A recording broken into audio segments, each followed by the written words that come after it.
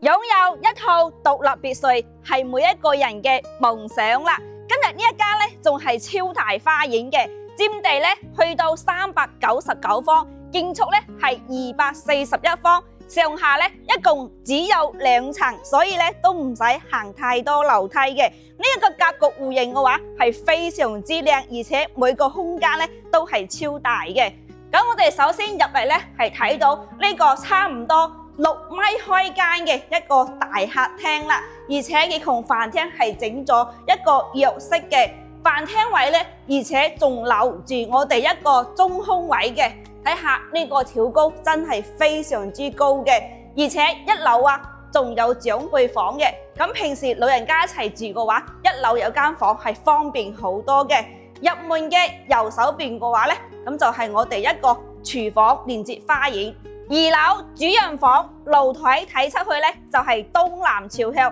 呢個露台咧都接近6米長嘅。入裏邊咧就係我哋套間啦，空間係夠晒大啦，而且擁有獨立嘅洗手間同衣帽間。2樓一共咧係3個套房嘅，每個套房空間咧都係夠晒大嘅，而且我哋側邊呢個套房嘅話咧，都係可以擺米8床，而且咧仲擁有一個接近20方嘅一個生活陽台，後期咧都可以搭翻個椅棚。